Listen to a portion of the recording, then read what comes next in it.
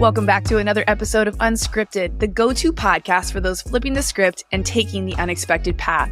I'm your host, Jessica Bergio, holistic life and business coach, author, speaker, and self-proclaimed high-energy hype girl. Each week, I'm bringing you inside. No gatekeeping here. I'll touch on proven holistic business strategies, powerful mindset shifts that have led my clients through massive transformations, and no BS conversation with industry leaders designed to help you get out of your own way to actively pursue a life of purpose. If you're ready to ditch the limitations at the door, hit follow and get ready to be activated to step boldly towards your big goals. Now let's dive in.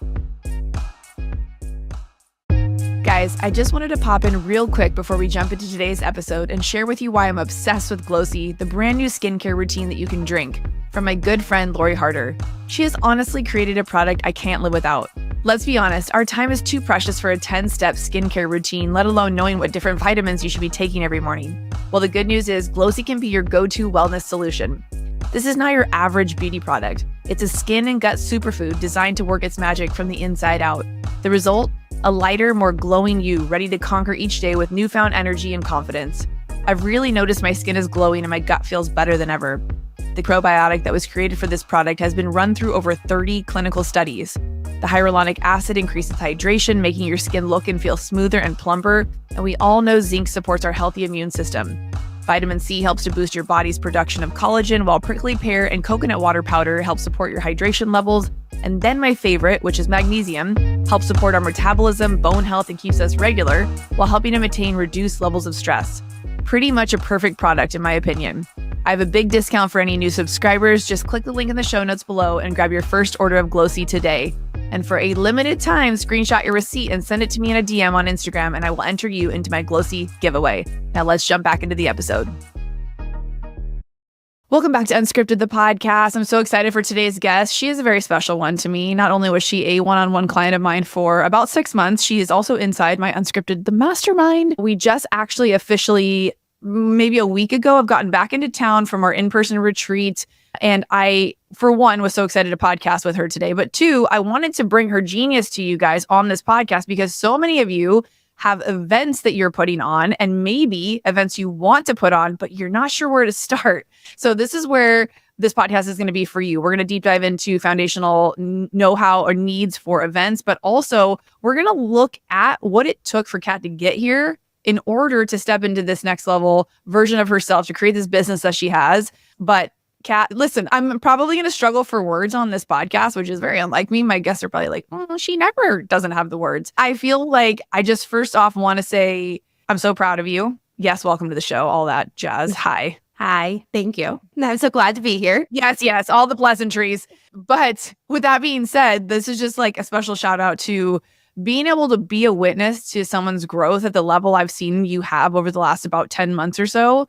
From the moment we met to the moment you said yes to investing in yourself and really showing up and playing full out, you haven't once toe dipped with this. You have been in from the beginning. I mean, now that I know you, I know that's your personality and you're someone who just like figures things out and gets shit done. Also, that's come with a lot of really hard work and a lot of dedication and focus. And so I want to publicly acknowledge that here on the show and just tell you, if this is what you can accomplish in 10 months, I can only imagine what's going to happen in the next couple of years, let alone 10 years.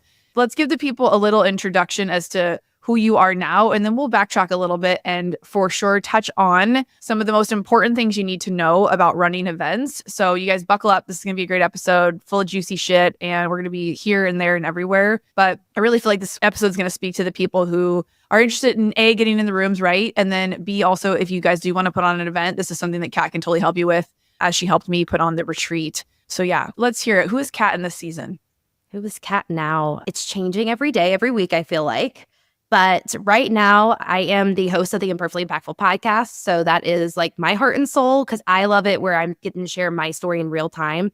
There is some hindsight. That's what I always like to mention, just because I'm reflecting back on things from 5-10 years ago and getting to share what I'm realizing now that I didn't know then. But a lot of it is in real time. I'm having the realizations going on, sharing.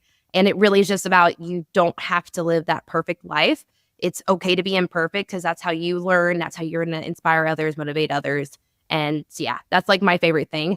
And then the other aspect of my business is impactful events and travel. So that is where I have taken my passion and my love for events and traveling and turned it into a business where I actually get to help other entrepreneurs, especially women entrepreneurs. I feel like we give ourselves just such a hard time and just want to make sure everything's perfectly done the way it needs to. All the details are covered, and it just becomes so overwhelming and confusing to the point that we stop ourselves. And then we don't host the event. We don't actually put the retreat on and hold this big conference that we really want to. Or you do it one time and it's just so overwhelming that you're done and shot for and you won't do it again. And so I'm the person that wants to come in and be able to help relieve that, whether it's one-on-one kind of coaching and strategizing, or we grab hands, lock arms, and run and go and do the whole thing together.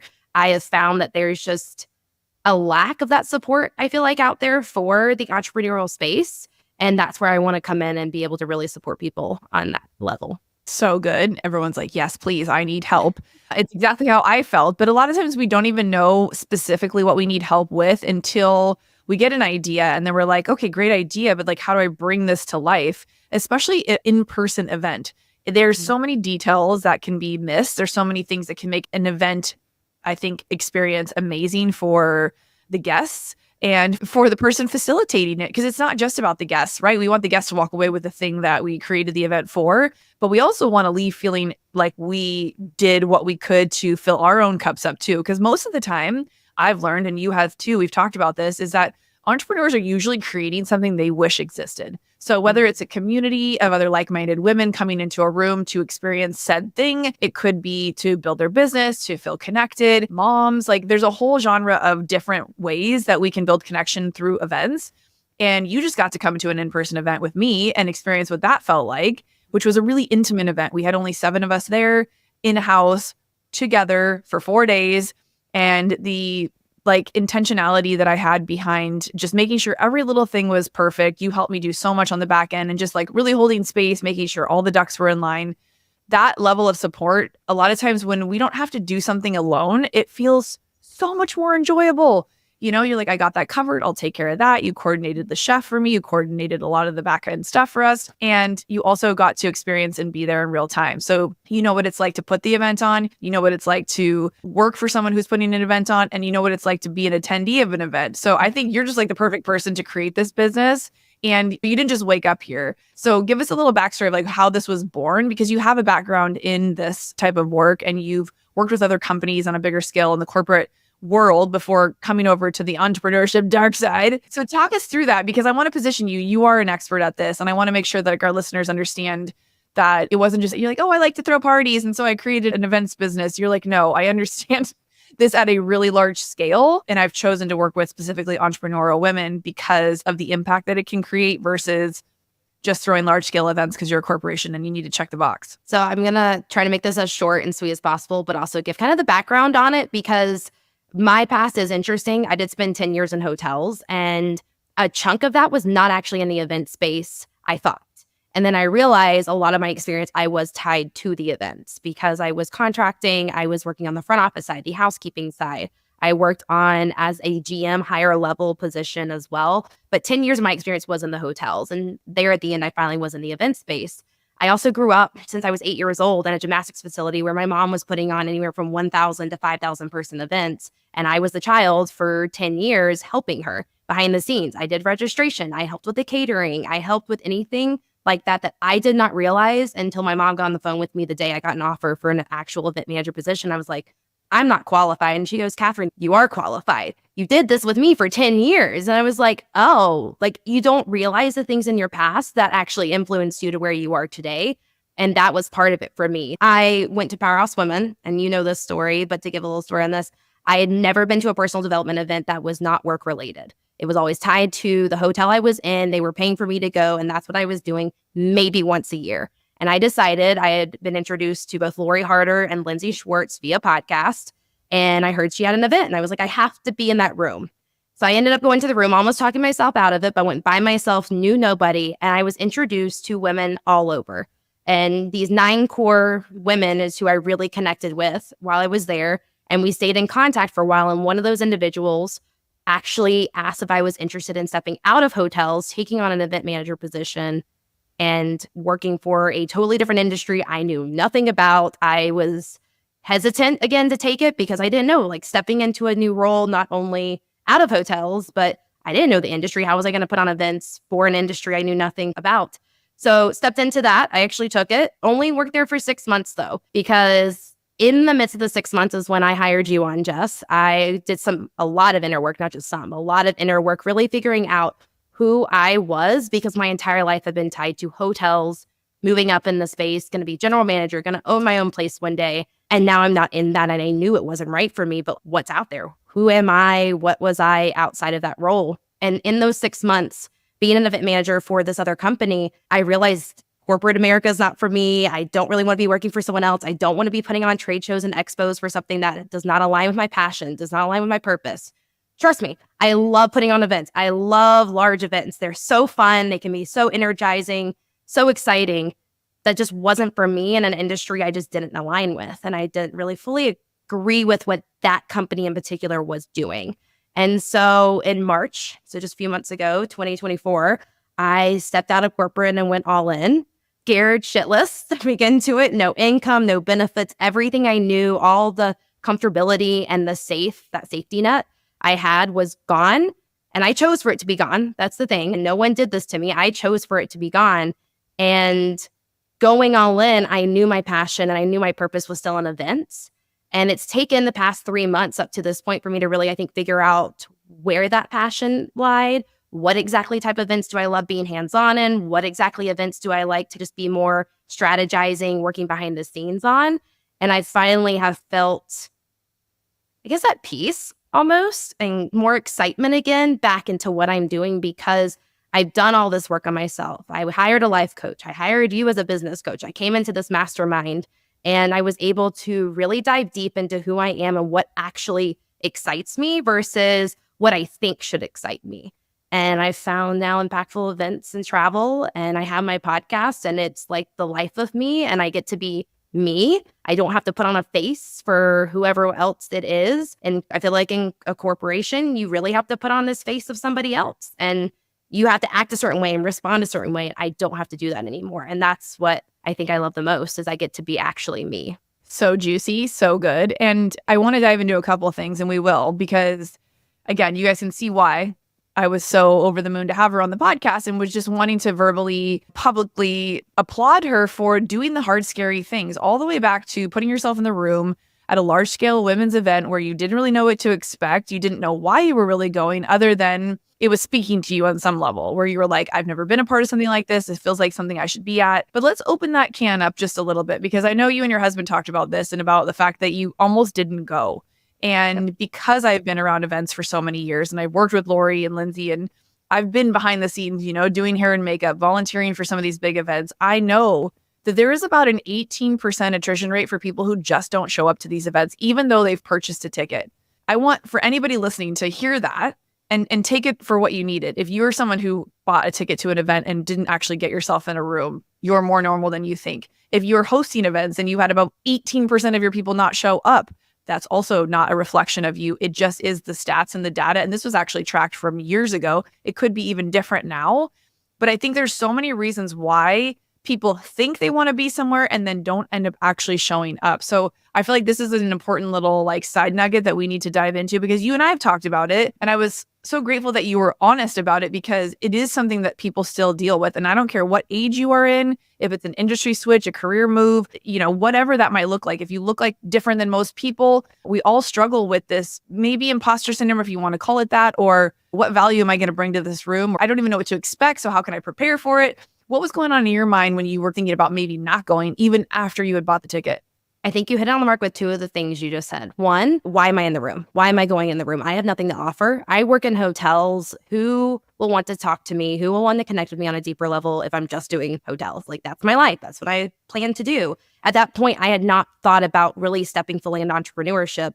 I had only considered potentially stepping into it down the road when I would buy my own boutique hotel or be running my own place one day. That's the only thought I'd had at that point. And then the second thing, and I'll be completely honest, you look at videos and pictures from Powerhouse and everyone is decked up. They are completely dressed. It can be very intimidating. And then you're like, what am I going to wear? How am I going to do my hair? How am I going to connect with these women? I don't dress like that. I don't think of myself in that way. So it's from all different sides, I think, came at me of basically just the imposter syndrome of, I don't deserve or I don't need to be in that room. Like, it's not for me. And I am very fortunate, and I have told this story so many times. My husband was the one the week before that literally looked at me and said, you have to go in the room. You're going to regret it if you don't. And I'll be honest, I didn't believe him even that much. I was like, maybe 50%. Yeah, sure. I need to be in that room and I'm going to be miserable or I'm going to feel like an outsider because never have I been in a room. I knew how to put on a business professional suit, pants, slacks, whatever it was. And I can sit there, keep my mouth shut and just listen and train and learn. That's what I had done for so long. So to step into a room not knowing who I was going to meet, am I going to have to speak up? Am I going to talk to other people? I was like, I don't think I need to be there. But I'm so glad he said that to me and was like, you have to be there. You're going to regret it. Even if you take nothing away, you're still going to regret not being in that room because it's the what if. Yeah. Oh, and he was right. He was so right. We have him to thank. Shout out to you, Dylan. Honestly, and I know this to be true for so many people because I've heard different versions of this story from a bazillion people, even those in our mastermind right now. Like there are only 6 of us in this mastermind. And I would say half of the group verbally vocalized and was honest with the rest of us that they almost didn't join or even come to the retreat portion of the mastermind because they were afraid of what was going to happen or what was not going to happen. So much emphasis on, I don't even know why I'm going. What am I going to get out of this? Do I deserve to be in this room? Have I contributed enough to the group? I'm sure you were even a little taken aback by some of the women who actually said that because you look at them and think, oh my God, they've got their shit together. What do you mean you don't feel like you deserve to be here? Like you're a well-oiled entrepreneur. You got your shit popping off. And yet there is still that common theme that we all share from time to time, which is unworthiness of fitting in, feeling like we're not good enough, feeling like we have to keep up with the Joneses, even to your description of like, what am I going to wear? As a hair and makeup artist, like I know that is the number one thing that will keep people from having a good time. If they're not comfortable in the clothes they're wearing, if their makeup's not on point, if they feel like they're 5 pounds too heavy, if their hair's not done right, the silliest little things that maybe nobody else is going to notice, but you freaking notice, and that's all you can think about. And no matter what anybody else says, you're like, yes, but I have gray showing and I can't believe I wore these shoes. And oh my gosh, please no one take a picture with me because I'm so fat right now. And really, if you think about why you were even going to an event like that, it had nothing to do with any of that. You probably just had this like innate knowingness of like, I just really hope I can meet some cool people. And I don't know what I don't know. And so I'm willing to put myself in a situation to learn some new things and to have some new experiences. And maybe that's the top of my expectation list. And I always find like that's a really good place to start. Second to that is having some intention, right? Of like, okay, I'm scared, I'm nervous, I'm overwhelmed. I don't know. I'm going to make myself talk to at least 2 or 3 people. Whoever I sit next to, I'm going to say hello to them. I'm going to be interested. I'm going to stop worrying about being interesting and just focus on being interested in people around me. And sometimes even just bringing that energy is so much because how often are we normally sitting around people who just want to talk about themselves and they forget to even ask you how you're doing. So I think with all that to be said, this is one of those key moments where if you're listening to this podcast and you're like, oh my gosh, like I totally relate to so much of that. There's so many things I wanted to go to, but I won't put myself out there because I didn't have anybody to go with to this event, or I knew I wasn't going to know anybody, or I for sure didn't have the right outfit to wear to that thing. You know, you saw me go to the dinner series with Chris and Lori in Beverly Hills. I even know what those events are like, and I still felt some type of way about how I was looking or showing up and making sure like things were dialed in. But what I will say to events that make you feel that way, side note, is if it pushes you to elevate and get you out of your own comfort zone, that can sometimes be a really good thing. I'm never telling you to fake it till you make it, but sometimes we need an excuse to see if there's a next level version of us that is like wanting to come out and play. She doesn't got to come out all the time or be there front and center, but like getting dressed up, being around other people who care about their personal brand, what they represent as just like a human, that is impactful and can elevate your brand externally to those who don't know you yet, who potentially want to get to know you. And those are easy, I think. Getting your hair and makeup done is an easy way to show people that you really care. A lot of people want to say that's surface. Again, I'm a hair and makeup artist. I don't think it's surface at all. I know that giving someone a great blowout and doing their makeup makes them feel some type of way that they don't care that they're 5 pounds overweight. They're still going to feel amazing. So I always say, if you can work on the external just a little bit, it will definitely help with the internal. And I saw you there. You found an outfit. You looked super cute. You had a fresh haircut. You brought your cat game. And I've watched your style even elevate and evolve over the last 10 months. And I think as we start to learn more about ourselves, we start to play in areas that maybe felt uncomfortable before. I think even you sometimes are wearing things that might be a little bit different than you used to wear, right? Because you don't have to wear that pantsuit anymore. No, I don't have to. I get to have fun with it. I mean, I will say it was so interesting and I would say divine timing. I think it was 2 weeks before, or even just a week before I went. I had already bought the ticket back in like March. And this is August of 2023, Powerhouses. My coworker, friend, had a birthday and her dad decided to take all of us to go get custom hats made. So my deep burgundy that's in my podcast photo, I wore that for Powerhouse. I got it a week or two before and I was like, I'm not going to take this. I don't want to damage it. I don't have like a good hat box. And I had looked at it like the day before leaving and flying out and I went, I have to bring it. That's my uncomfortableness. Like wearing it makes me so uncomfortable to think about because it's just not what I would normally wear. And I threw some things together and I was thankful I met people the day before. So that Friday before the big event on Saturday. And I was like, guys, I have a hat and I have like these outfits. Can I send you pictures? I was like, because I have nobody in my life. I didn't have anyone that I could be like, hey, how does this look and match up?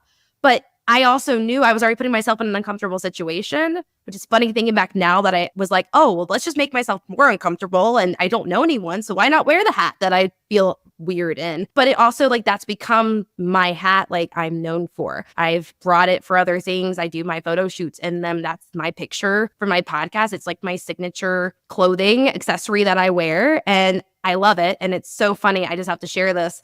I went through a visualization 2 weeks ago. It was actually right before the mastermind or the retreat. And I visualized myself 2025 going to Powerhouse with a very similar hat, but in black.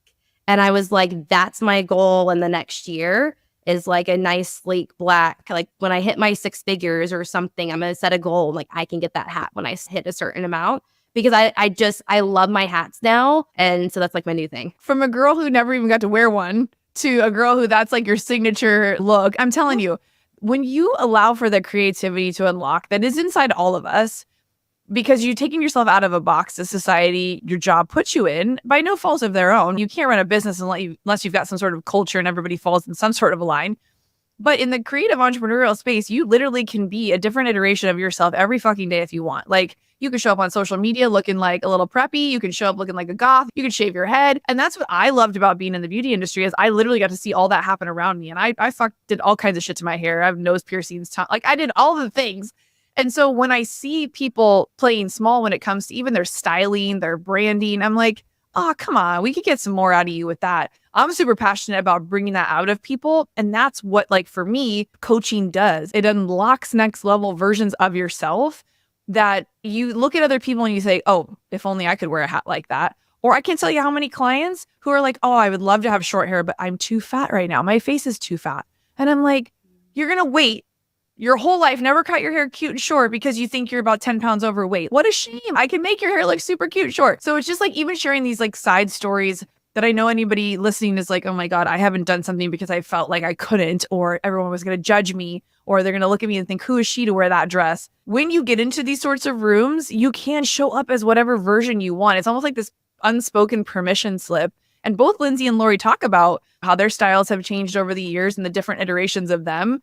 So let's talk about what that looks like, because I know a lot of people who listen to this podcast hear me talk about the coaching programs that I have and the masterminds and the retreats and all that fun stuff, but they know it comes with an investment at some point, right? Not just a time investment, but also a financial investment. And I've watched you not only invest in yourself with coaching with me in this mastermind, but in a lot of other things like these rooms, other people that you've coached with and worked with, like trips you've taken to be a part of different events. Like you've literally gone all in over the last year, more so than maybe anybody I know. I want to talk about how does that feel and the ROI that you maybe expected versus the ROI that you're seeing come through now. It's nerve-wracking still at this moment, I think, but I have accepted it. Whereas if you like, even when we first started working together, I was like, this is a big stretch for me. And like at that time, I was grateful I had an income through my full-time job. It was helping me sustain and do this. But I knew that financial push is what I needed to show up and to actually put in the work and show up to the meetings and show up to the calls and actually be trying. And it sounds crazy. And no, you don't ever have to make a big investment like I did, hiring Jess and doing the events and doing masterminds on top of it. Like you can start small.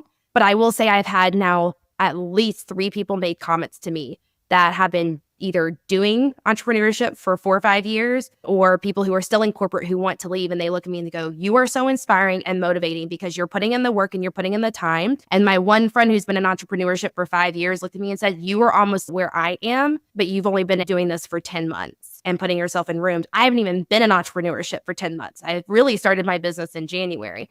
So no, you don't have to take the big leaps. You don't have to do the big investments, but I will tell you that's what I needed to know that I had to show up because I was putting the money in. I'm not seeing the full ROI yet financially, like monetarily, but I'm seeing it in the relationships I have and the connections I'm making. And people are introducing, like you introduced me to other people. I have also met people through these events that are coming around and saying, oh, I need your help. Oh, do you know people who might be able to help me with X, Y, and Z? And I've planted the seeds. And that's literally what these events have done for me, that I'm now having people say that in 2025, they want to work with me, or, oh, in 2025, they need help with this and this. Yes, it's not 2024 where I'm spending the money, but they're already saying they want help with that then. I'm getting invited to things now and not having to pay for tickets in a room. I got asked if I wanted to come to an event, and she was like, yeah, here's a ticket. You don't have to pay to come in. And I went, whoa, no. But it's just because I've been putting in the time, I've been putting in the money, I've been supporting people and showing up and not backing down, and it's starting to pay off. So no, it's not happening instantly. No, I'm not paying the money and seeing the ROI in 6 months. It's a long game, but that's what everyone has told me. And now I actually understand entrepreneurship is a long game. So investing in the rooms, investing in events, that's what happens is you start to plant your seeds and you'll slowly start to see those sprouting and growing into other relationships and opportunities.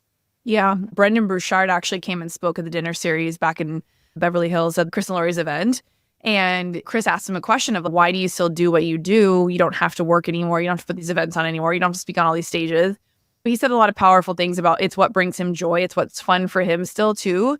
But also he talked a ton about, he knows that he's helping plant seeds for a future, for things he doesn't even know that might have an opportunity to be a part of or help somebody else out with. And so that spoke to like a much higher level, obviously. But for the rest of us in the room who are still building and growing things, he's like, the long game of getting in rooms like this to network and to support one another and to show up and talk about, what do you need? How can I support you? Those are seeds that are being planted. And if you continue to water them, which means showing up on social, being available, finding people that you can connect with, volunteering in other people's rooms, right? Or if someone does invite you to something, actually making an effort to show up to those things, sharing people's podcast episodes, buying their books, supporting them however you can. And again, it doesn't always have to cost money, but a little bit of intentionality goes a really long way when it comes to growing your network in the entrepreneurship world. And a lot of that does not go unnoticed. And as far as like podcasting, right? Like podcasting is for sure a long game because I see the downloads coming in, but I don't know from who. I don't know how that impacted their day. And if I only based my decision to podcast off of a strict ROI of some sort, I would be in it for the wrong reasons. A podcast, social media, a lot of that is planting the seeds of what could be, and having intentionality around what you're creating is huge. But also, I love the fact that this could turn into something incredible. You shared with me that we can't announce just yet, an opportunity that just basically landed in your lap from saying yes to that scary moment at going to Powerhouse, the residual effect, the Steve Jobs quote that we love, you can't connect the dots looking forward, only looking back. We literally just mapped out in the last 10 months what has transpired and what could possibly come out of this in the next 10 months based off of your action to go and get in that room and say yes to something that overwhelmed you, scared you, that didn't have any clear ROI at the time. And then your ability to just say yes to the next opportunity that came your way. It's paying off. And like your friend who's been an entrepreneur for 5 years, she's right. Because it's true. It's happened to me early on. I've been an entrepreneur my whole life, but like different stages of entrepreneurship, right? Box checking entrepreneur. As a hairdresser, I didn't really know how to take my business to the next level because we didn't have what we have now 25 years ago. So I share all that to say, a lot of times we have to release control of what that expectation is going to be, that ROI, based off what we think it should be. Now, again, intentionality is huge. You don't want to just jump into any program and just be a part of everybody's group, because you need to know why you're there so that you can serve as the highest version of yourself. And you now knowing that you want to help people with events, which we're going to dive into right now, is key, because it's an entry point for you to start conversation of value you can offer. Hey, I can help you put on an event. Have you ever thought about growing your community through events? Or I see you have events. How did that go for you? Were you stressed out? Did you need help? Did you wish you had like better support? And that's where watching you like develop this business and then hearing the hindsight story from your mom of like, you've been doing this your whole life almost to the point where you're so overqualified. This should be a no-brainer for people. And then once we dug into what you'd been doing in hotels with the contract negotiation, and obviously with me knowing what it looks like to plan events on a high level working for Chris and Lori, it's like, you never know, like hiring me as your business. You didn't know I knew all that when you hired me, but you took a leap. I need a business coach. I relate to Jess. She was at Powerhouse. She's got a few steps ahead of me. She's got a podcast. You came through my podcast course and started your podcast that way.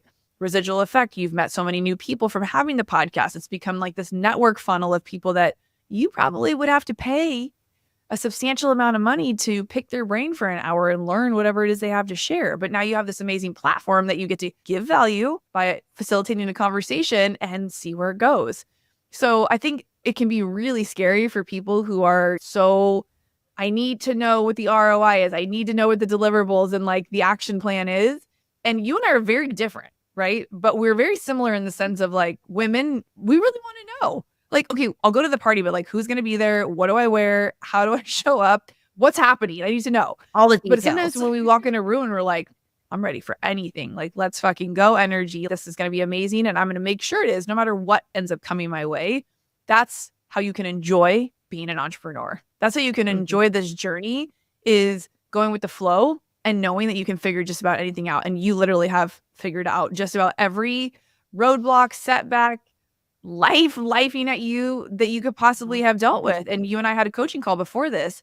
And that's what I said to you, even because share with the listeners, how old are you? 27? I'm 27 now. Yeah. Just had a birthday. 27, guys. For context, I'm 43. She's been with her husband for 10 years. And she was sharing. Do you mind if I share? She was sharing. Yeah, you're good.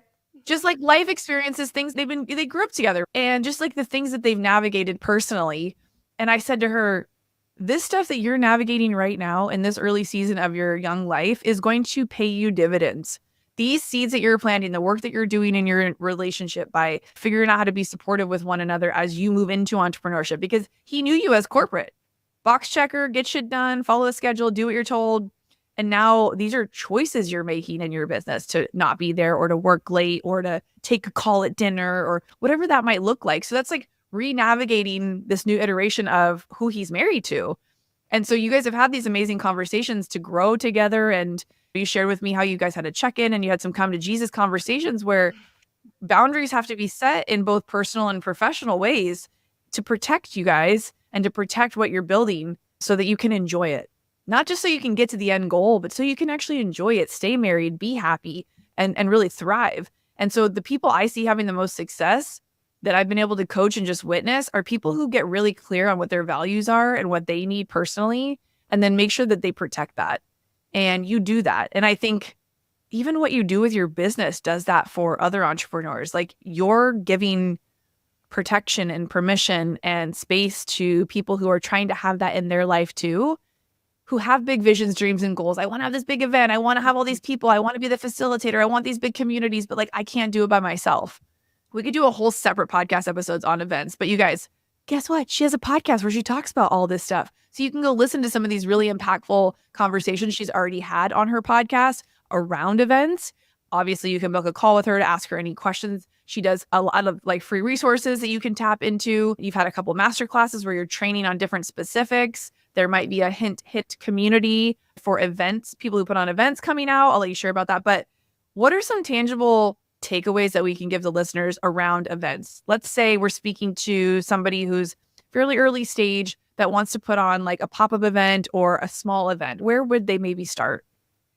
So I have my 5 foundational elements. I'm not going to hit through all of them, but I'll touch on like the 3 to me that have been almost the key that you have to know to even get started. Or if you're in the beginning stages, like what Jess was just saying, you have to be able to answer these questions to be able to make decisions later down the road. And probably the most important one, the one you have to come back to as a person, as a business, is your why are you putting the event on? Because if you don't know your why, then you're just going to go off and start making decisions on anything and everything else, and you won't really know why you're making those decisions. So I always say that's the core. Once you know why you're hosting the event, determine if you want it profitable, because if you want it profitable, that's great.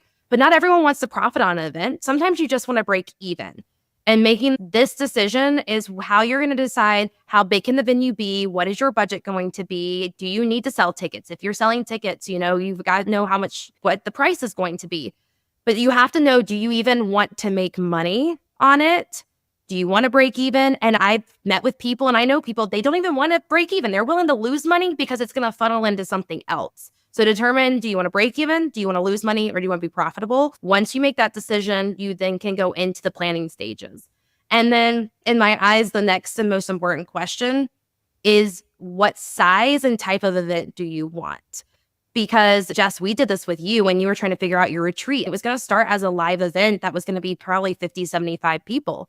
And then we had to work your way back and go back to your why and what you wanted to do to determine that's not the size room you actually wanted. You actually wanted something more intimate and something where we could connect on a deeper level. And you have to know, okay, do you want that more like 15, 20 person connection? Do you want a 7,500 person connection? Do you want 1,000 people in a room? Are you trying to touch more people or are you trying to touch less people? Because again, that decision is going to determine what size venue do you need?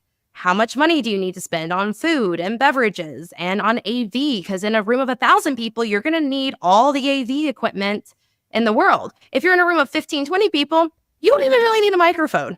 You can just sit and talk like we did last week at your retreat. Going through those 3 questions, they sound so stupid simple, but sometimes people don't even sit down and think about those. And those are the 3 questions and like the very first 3 in my 5 foundations I talk about, because they're the ones that set the basis for you to start pricing. You can finally start negotiating your contracts. You can finally start finding the venue that you want. You can make a budget and create a budget because you've made these decisions and you can always come back to them. In my eyes, I've started telling people list it out and have it literally like in front of you on your computer, have it up on the wall, whatever it is where it's easy to remember when you're having to make a decision later on. Okay, what was my why? How many people did I say originally? That ties back to it. Am I supposed to be being profitable? Okay, if I'm not, like that decision might affect me being profitable. So maybe that's not the right decision to make. Like those 3 questions I've learned are just the basis of everything that you do then in your event. Yeah. Oh, those are brilliant. And those are huge because they're so layered, those questions. It's like getting to the point of like, what is this all for? If you're looking to just fill a one-on-one coaching, or if you're looking to move people into a higher ticket, or you're looking, like she said, to create awareness that you exist. So it's just visibility. So it's PR, it's marketing. Maybe you got a book coming out. Maybe there's a launch. Maybe you're an affiliate for something. I've seen all different sorts of events, big, small, people that have spent a couple $100,000 on events. And I wonder if they even knew what they were doing, if they were just doing a big event to do a big event. Events put you on the map is what I've heard. But it's like, what kind of map are you trying to get on? And what are you going to do once you're on the map? You got to keep moving people through your experience as the provider. So these are really key questions that I think anybody who's thinking about putting on an event can sit and journal on. If you have deeper questions, if you want to get more granular with it, having someone like Kat come in and hold space for you. And as her coach, we created what she offers, which are these strategy sessions. You want to talk about those? Because I think these are really key, because maybe someone's like, I really love event planning myself. I think I'm really good at it, but like, I do need some structure and help. What goes first? How do I decide with this and that? Contract negotiation for stuff. That would be a really key thing. Like, I just need like a person to have my back. Yeah. So there's 2 different ways. Right now, I'm offering the free master classes. So those are monthly, once a month, and I hit on topics. So kind of like the contract negotiation. If you just want to jump in, have like free resource opportunity to learn something at a deeper level, that's what I've started doing. So like the month of June, when we're recording this, it's contract negotiation. Month of July, I'll change it to a different topic. That's a free resource and opportunity to jump in. I will probably, though, we touched on this membership community that I'll be launching hopefully in the next few months. Those might not be free anymore. So I'm just going to put that out there because it might not be a free resource opportunity. But there will be other things. I do have my freebie that touches through the 5 foundations as well and lets you dive deeper and journal on those aspects. Then I do have my one-on-one strategy sessions. And so those can be one-offs, or we can come together for 4 to 6 months leading up to the event. And I can be your kind of behind the scenes person coaching you through and strategizing on all of what we talked about, plus every other detail of your event. So depending on how large it is or how small it is, we can dive into so many details. And I'm there to help guide you. I'm not doing it. I'm not the on-site coordinator. I'm not the planner communicating with all your vendors, but I'm the one that's helping you make the decisions and determine what's the right decision to make when it comes to your event. So good. So many ways to get support. And I will tell you, I've done a lot of this stuff on my own. And I didn't even have those first 3 things mapped out. I maybe had the first one, the why. I didn't even have the clarity to the why of like, do I want it to be profitable? Am I okay losing money? What does this really look like on the back end? And what will be the thing that leads people into, and or will I be hosting a second one if it goes well? It's almost like, let's plan for best case. Let's also think about worst case and then work our way back to a happy medium. So grateful that you are in my world, that we get to work together. And I can't wait to see where this grows. I love supporting you, and however I can do that. I can't wait to plan our next retreat in November and welcome in the next couple of women to this mastermind. Do you want to touch just really briefly on the mastermind side? Because I know we did get to work together separately, one-on-one for about 5.5, 6 months. And then you came into the mastermind that I just launched this year, gave me a beautiful testimonial the other day. But I would just love to hear and share with the listeners, because I know a lot of people have been along for the journey and the ride. They know I worked for Chris and Lori for many years doing masterminds and then finally launched this one. And I do get those DMs from time to time of like, I don't know if this is the right thing for me. You know, I get all the beautiful comments and messages, and it's so lovely. But I just, having you here, the first one who's been on the podcast, who's been through all of it.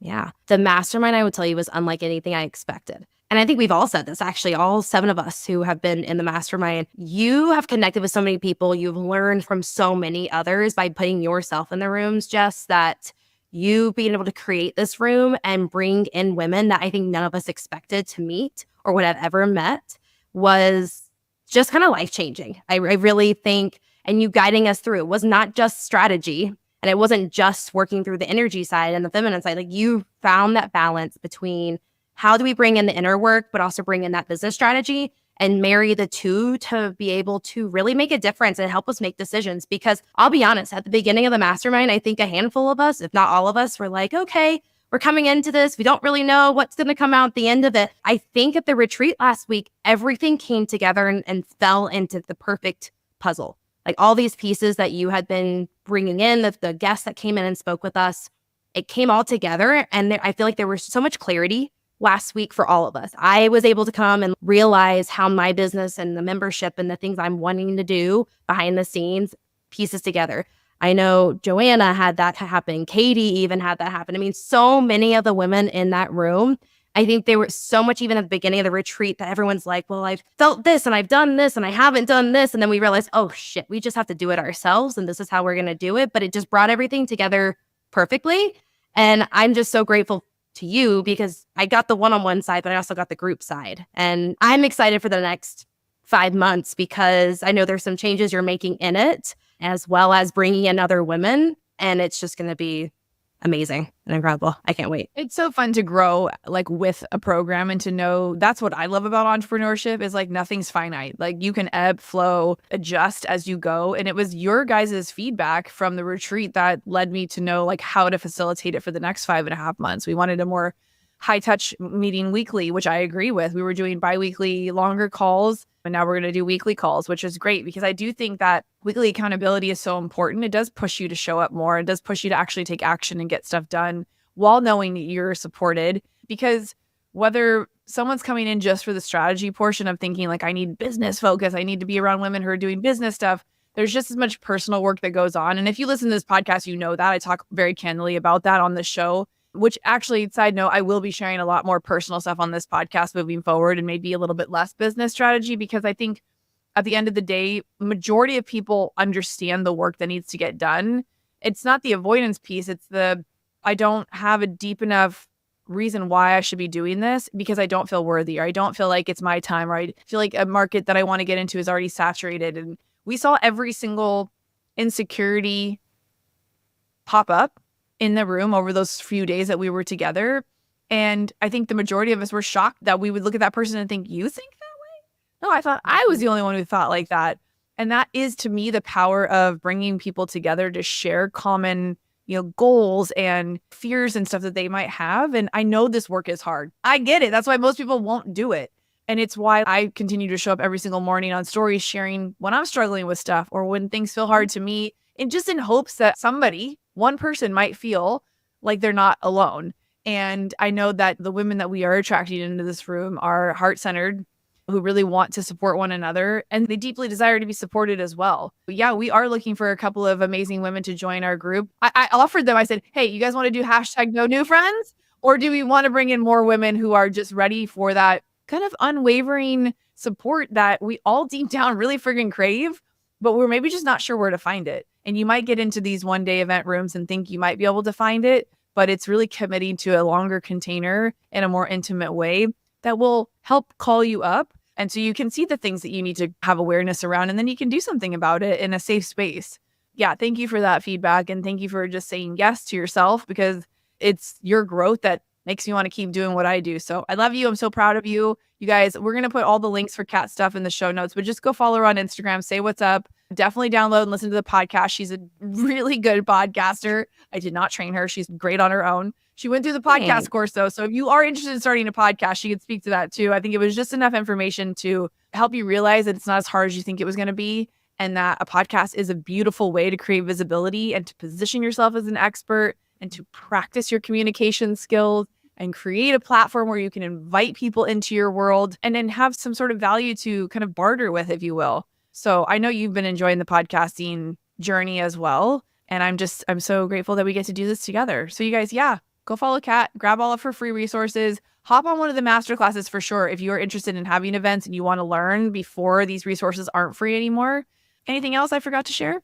I don't think so. That was everything. Thank you so much for having me on. I love this conversation. So much fun. All right, guys, we'll see you on the next episode of Unscripted. Which one of your girls needs to hear this one? Send this to someone who could use a smile, some encouragement, and a little love from this edgy podcast host. Much thanks and all the love.